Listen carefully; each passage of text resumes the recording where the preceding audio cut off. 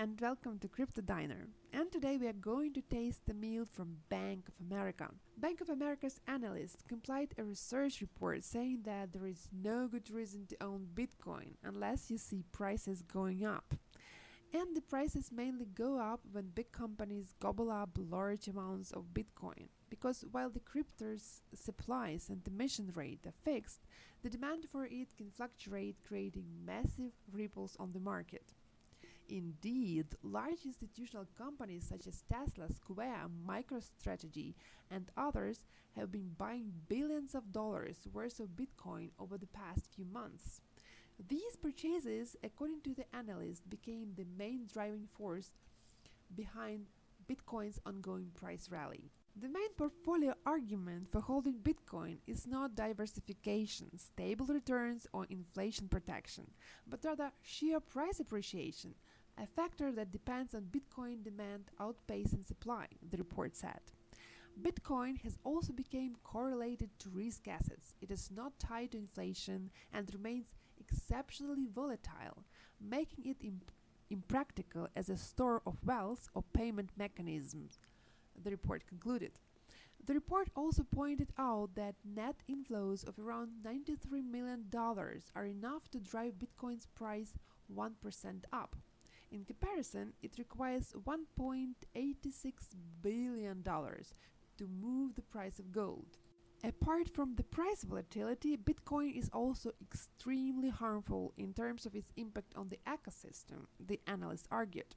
Studies indicate that the annual carbon emissions from the electricity generated to extract and process Bitcoin are equivalent to the amount emitted by New Zealand or Greece. The report stated that there are still disagreements about how big the carbon footprint of cryptocurrencies is, but nobody disputes that it is big. Also, because of the way the industry works, the more popular Bitcoin becomes, the higher its carbon footprint. Bitcoin's carbon footprint will get worse because the more its price rises, the more competition there is for the currency, and thus the more energy it consumes. The analyst added that Bitcoin's complex infrastructure and high environmental impact also result in slow transaction speeds. While the blockchain is capable of validating only 14,000 transactions per hour, Visa, for example, can process over 236 million. Finally, the report said Bitcoin is a heavily concentrated asset, since 95% of currency existing coins are held by just 2.4% of BTC addresses.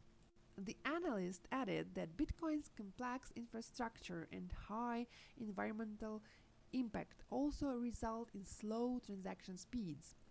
While the blockchain is capable of validating only 14,000 transactions per hour, Visa, for example, can process over 236 million. Finally, the report said that Bitcoin is a heavily concentrated asset, since 95% of currency existing coins are held by just 2.4% of BTC addresses. The analyst concluded that the fact that such a small percentage of Bitcoin accounts hold most of the BTC in circulation makes this instrument impractical as a payments mechanism or even as an investment vehicle. So, what is that all about? The bank is probably concerned not so much with the environment and Bitcoin's price volatility as with the introduction of DeFi, designed to replace the role of banks with blockchain-based protocols. DeFi is potentially more disruptive than Bitcoin, according to Bank of America. For example, they allow receiving instant loans with low interest within the framework of peer-to-peer loans, and the blockchain technology leaves no room for financial fraud.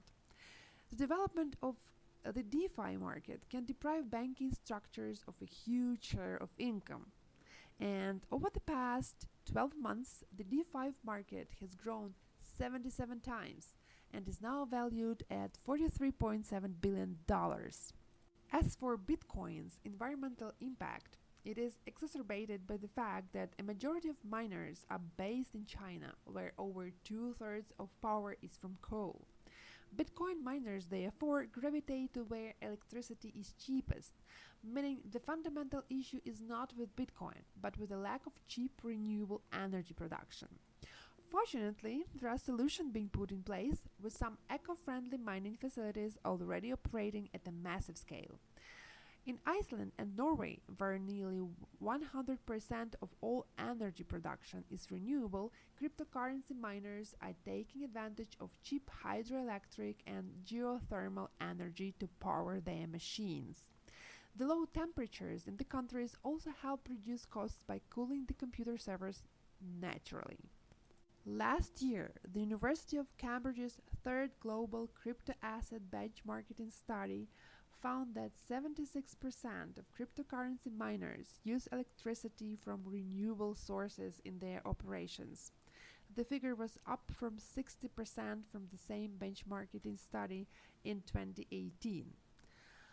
Bank of America points to the scalability issues of the Ethereum network, which smart contracts hold 95% of the DeFi market. However, analysts are missing out on the fact that the transition to Ethereum 2.0 will soon take place. The new network is built on the proof of stake algorithm, which solves environmental problems in the form of rejection of mining and processing transactions 4 times faster than Visa. It seems that the only thing that will help banks to keep a part of their business and high loan rates is the prohibition of cryptocurrency transactions by regulators. However, Jerome Powell, speaking at a conference on virtual payments, predicted the convergence of traditional finance and cryptocurrencies in the near future. Of course, to a great extent, the head of the Fed pins hopes on the digital currency of the central bank, CDBC. Nevertheless, the average of third-party projects leaves chances for the joint coexistence of fiat, CDBC, and decentralized instruments. It seems that the only thing that will help banks to keep a part of their business and high loan rates is the prohibition of cryptocurrency transactions by regulators. However, Jerome Powell, speaking at a conference on virtual payments, predicted the convergence of traditional finance and cryptocurrencies in the near future. Of course, to a greater extent, the head of the Fed pins hopes on the digital currency of the central bank, CDBC. Nevertheless, the advantage of third-party projects leaves chances for the joint coexistence of fiat, CDBC, and decentralized instruments. And while Bank of America is writing about no good reason to own BTC, in a new report by Deutsche, the bank talks about Bitcoin achieving $1 trillion market cap, making it unignorable. Today, the price of $1 is 2,841 satoshis. The number of satoshis per person on Earth is $139. By buying Bitcoin for $139 today, you will be on average richer than the rest of the world's population. Moreover, the amount of Bitcoin per person will decrease every day, and you will become richer. But the most interesting thing is that Bitcoin has become the third currency in the world, bypassing the Japanese yen. Only the euro and the US dollar are ahead. And in order to catch up with the US dollar, Bitcoin needs to grow only 2 times to the price of $120,000 for one Bitcoin. And who knows? Maybe this will happen this year.